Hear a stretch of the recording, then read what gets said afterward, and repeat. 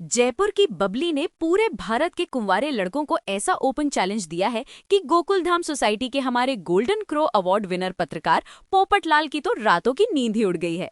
एक तरफ है जयपुर की तेज तर्रार बबली, जिसने आज तक अपनी पतंग कटने नहीं दी, और दूसरी तरफ है हमारा तूफान एक्सप्रेस का शेर, जो पिछले 10 साल से घोड़ी चढ़ने के सपने देख रहा है। क्या पोपट लाल जयपुर के आसमान में बबली की पतंग काट पाएगा?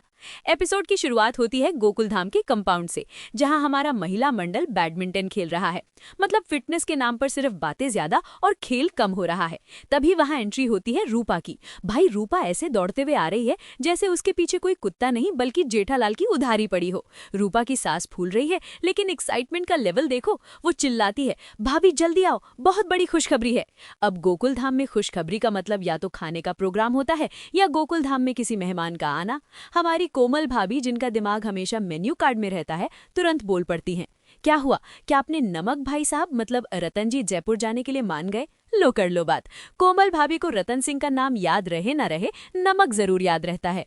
रूपा खुशी से लगभग नाचते हुए बताती है, हाँ हम जयपुर के पतंग उत्सव में जा रहे हैं। बस फिर क्या था, पूरा महिला मंडल ऐसे तालियां बजाने लगा जैसे इंडिया ने वर्ल्ड कप जीत लिया हो।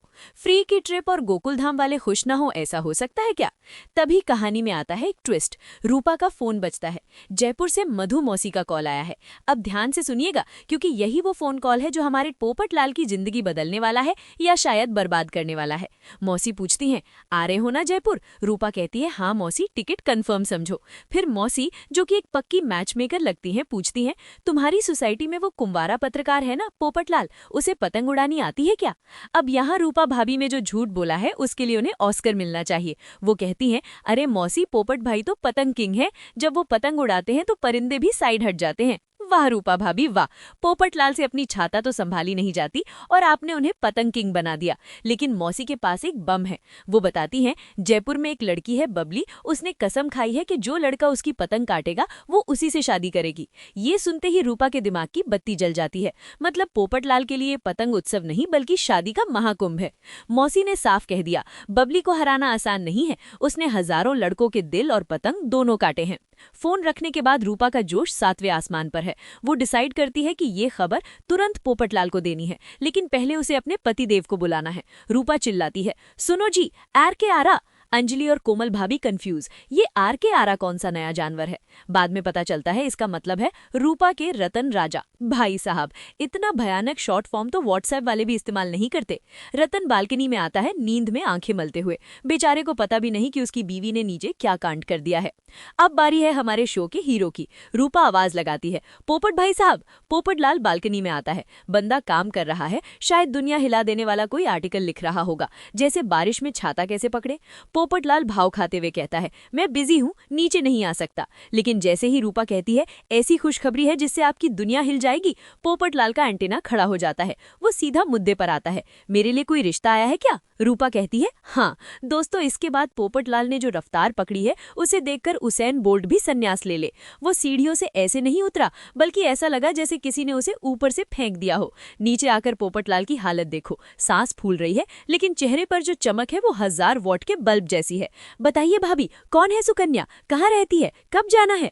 रूपा बम फोड़ती है, लड़की जयपुर में है, नाम है बबली, और शर्त यह है कि पतंग काटो और दुल्हन ले जाओ। पहले तो सब हैरान होते हैं कि ये कैसी शर्त है, लेकिन फिर कोमल भाभी लॉजिक लगाती हैं, अरे अगर पोपट भाई जीत गए तो बबली गोकुलधाम की बहू बन जाएगी। सब लोग पोपट लाल को चने के झाड़ पर चढ़ाना शुरू कर देते हैं। रतन पूछता है, पतंग उड़ानी आती है ना?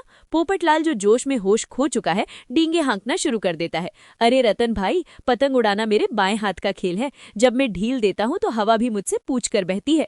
टप्पू सेना भी वहां आ जाती है और आग में घी डालती है। हाँ हाँ, एक बार तो पोपट अंकल ने पतंग की डोर से नारियल काट दिया था। झूठ बोलने की भी एक सीमा होती है दोस्तों, लेकिन शादी के नाम पर यहाँ सब जायज है। लेकिन अंजलि भाभी समझदार है, वो कहती है, पोपट भाई जोश में होश मत खोइए, पहले लड़की देख तो लो, कहीं पतंग काटने के बाद पता चले कि लड़की आपकी पसंद की नहीं है तो लेने के देने पड़ जाएंगे।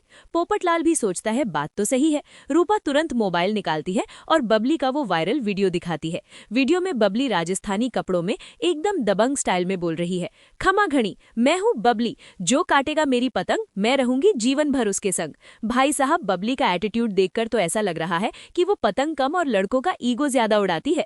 लेकिन पोपटलाल, वो तो बबली को देखते ही पिघल गया। सख्त लौंडा एकदम मोम बन गया। वो स्क्रीन पर ही खमा घड़ी बोल रहा है। रतन उसे याद दिलाता है, भाई साहब ये वीडियो है, वीडियो कॉल नहीं। लेकिन पोपटलाल को कोई फर्क नहीं पड़ता। उसने मन ही मन शेरवानी का कलर भी डिसाइड कर लिया है। अब पोपटलाल को चाहिए छुट्टी। वो अपने बॉस को फोन लगाता है। लेकिन यहाँ एक ट्विस्ट है। बॉस पोपटलाल से भी बड़ा वाला निकला।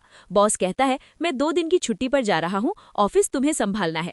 पोपटलाल के पैरों तले जमीन खिसक गई। वो गिड़गिड़ाता है, सर मुझे भी छुट्टी चाहिए, मुझे जयपुर जाना है। बॉस हैरान, अरे मैं भी तो जयपुर जा रहा हूँ।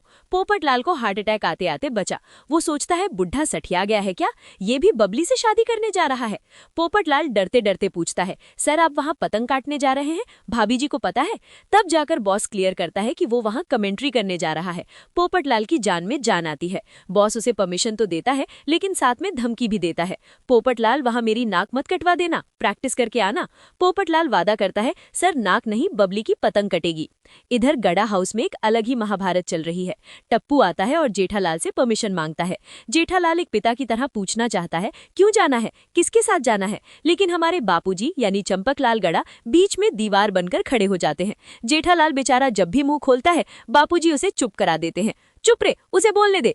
हालत यह है कि टप्पू अगर कहे पापा तो बापूजी कहते हैं, हाँ बेटा जाओ। और जेठालाल अगर पूछे कहाँ तो बापूजी कहते हैं, तुझे क्या पंचायत है।